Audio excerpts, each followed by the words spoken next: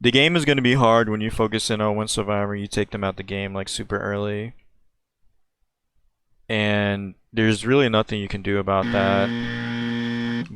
Hello, everyone. So I play a lot of DBD, but I majority probably play killer. Probably like 3/4 of the time I'm playing killer, but I do play a lot of survivors, so I know both roles pretty well. And obviously, a lot of survivors actually hate getting tunneled and camped, but it's actually pretty preventable. And we're going to talk a bit about how the mistakes happen. I'm going to give you this tutorial partially from the killer's point of view, so you know how to get the killer not to tunnel and camp you. Now, before I begin, just a disclaimer, like obviously you can't control what the killer does, and it's possible that they might do this, but you can make the killer lose if they tunnel and camp you, and it's actually pretty easy.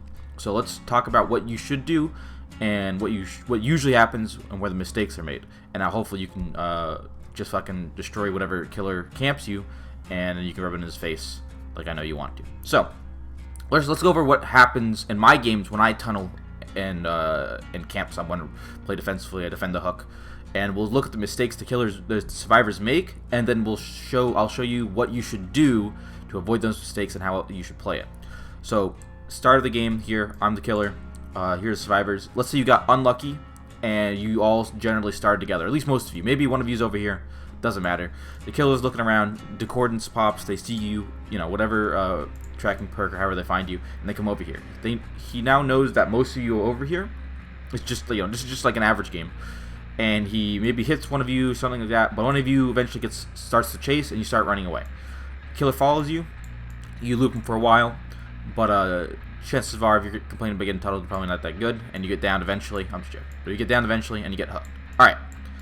This is where most survivors make the mistake. Now, also, obviously, if you're not playing with survivor friends, you can't really control what your teammates do, but that's not a huge problem because you control what you do, and usually you can try to influence it. So this is what I usually see survivors do when it's a game where I'm going to decide that my best course of action is to tunnel or defend the hook. One or, more than one, so maybe two, maybe three people come over to try to unhook, either because they are just nice, even though this is kind of throwing the game, so I wouldn't really call it nice. Maybe they're just trying to farm points, whatever. Maybe they think this is a good option, but it's not. Now, look at it from my perspective as the killer. What should if I want to win the game, i.e. if I want to kill everyone, what should I do? Should I leave? No, because then they're going to get an unhook, and I'm not currently in a chase, so I'm just wasting time. Should I chase one of them away? Well, this might be the case, but if I've already seen the other two survivors over here, why on earth would I leave? I can hit them, chase them for a few seconds, chase this person for a few seconds away, and now this person's gone. They have to either waste time going all the way to a gen or self-care, whatever, and I can just stay here, and currently no gens are getting done. So I'm literally, essentially, wasting 4 people's time. Where if I left, I would be wasting just one person's time. These people get off and they go back and do gens. Whoops. So, and that's usually what happens when I decide that it's a good decision for me to tunnel someone or, really defend a hook. It's because now they've made it. The survivors have messed up. It's their fault they're losing. They've now made a situation where it's my optimal plan to just sit still and defend because they're not doing any gens. They're giving me no reason to leave. Now let's say they run this a proper way. Alright, they're doing gens, and I know, maybe in this example I know where they are. Leon comes over, and Meg's coming over quietly. She follows behind maybe 10-15 seconds. Maybe she's working on a gen, and she saw Leon come over. She's like, alright, I'm going to wait for a skill check. I know it's safe to get off. Let's go help. And she goes the long way around. Leon's here. And maybe I'm close enough to engage Leon. Leon decides what he's going to do is he's going to lead me back to the gens. Now, in my mind, I think there's a pretty good chance that they're all doing gens there, and I want to stop them. Because right now, I'm just sitting on one person. 3 people are having free reign doing gens, and I'm going to lose the game at this rate. Because you can do gens a lot faster than a person dies on hook, especially if 3 people are all doing 3 different gens. 120 seconds for someone to die, only 80 seconds to do a gen, and they've already started doing gens because, I didn't down the person immediately. Claudette bought some time. So, if I stay here and nothing happens, I lose the game.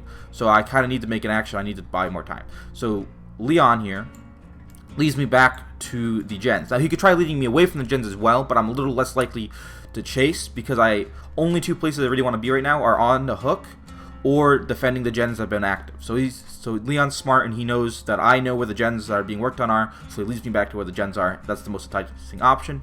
And Meg comes in for the save. This is really what you want to do. You need to incentivize the killer to leave the hook. Now, there's also another option you could do. You could Leon could just literally run to this gen, and then you all just do gens. Maybe someone wants to fuck up a skill check and make sure the killer is aware that that the survivors are doing gens. And one of two things will happen here. One, at this point, if the killer stays at the hook, they're just throwing the game, and now you can just let him do it, and then rub it in his face when he's when the game's over. Say, you suck.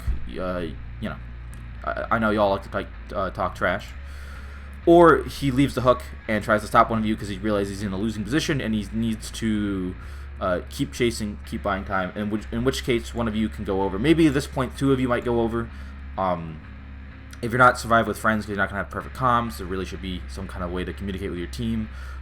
Maybe before the heat death of the universe, the devs can do that, but we'll see. I'm not holding out for that. But yeah, that's essentially what you want to do. So just to reiterate, the worst thing you could possibly do, and what will almost guarantee you get camped by a competent killer, is to bum rush him with most, if not the entire team, to try to get the hook. Now, maybe you guys have been doing gens this whole time, and Claudette's got like 20 seconds left. Okay, now you can try to bum rush. At least one of you should have borrowed time, so if someone else takes a hit, you borrow time, and y'all just try to make sure that you're the one that goes down or pulls aggro instead of the Claudette, and Claudette runs to the corner of the map, heals, and tries to play it safe for the rest of the game. That's also, like, that's a perfect option. And now, if you play that well, now Nemesis has, I don't know, Meg down, Claudette's out safe, you got like 2 gens left, and y'all can go get the gens. You have enough time to do the gens. You can probably open the gates as well, and by that time, Claudette's probably on the hook, or sorry, yeah, Meg's probably on the hook, and you probably gotta hold like 30-40 seconds to save her, so you can all bum rush, maybe check for Noed. If it's Nemesis, probably not running Noed, but he might be, you never know. So yeah, that's really what it is. I see a lot of people in DBD, they absolutely love out of their minds to blame the killer, and the game can be absolutely unfair at times. RNG plays a heavy role into it, where you're spawning and stuff like that. Killers are better than others, add-ons and perks are better than others, so on and so on. But if you get camped by a killer and you lose, that's really on you guys. If you look at any kind of really competent, like competitive play, maybe a tournament or maybe a really good Survivor Friends group, if they get camped, I'll give an example. I think the Japanese tournament that happened a while ago, which was a crazy tournament from the watch, the people are crazy there. But what the killer would do, I don't know if this is because of the scoring system or whatever else, but the killer would do, they would camp someone, get them down, and then they'd kill someone, get them down, just camp, and they would just lose the game. And they maybe get one other person if they're lucky, but they would just lose the game, and they would just guarantee a few amount of points. Because as long as your survivors are just doing gens, you can just pretty much guarantee you're going to get out with at least 2, if not 3 people. Because again, defending a hook is just a losing position. It's just that the survivors tend to not take advantage of it, and they tend to mess up through the game by not using their time effectively. So yeah, I'm sure this guide will change absolutely nothing. I'm sure I'm going to get flamed non-stop, as I always do. But I figured I might as well just at least give it a shot, try to make a video. But yeah. Alright guys. I don't make Dead by Daylight content very much. If you want to subscribe, I'd appreciate it. Who knows what I'm going to make next. Tell me, if you want to cuss me out, tell me how much of a swear word, whatever slur you want to use I am in the comments. Go ahead and do that. It'll be just like a real Dead by Daylight lobby. It'll be so fun. Oh my god. If y'all, yeah, but anyways. Alright, I'll see you guys later. Bye. Good luck.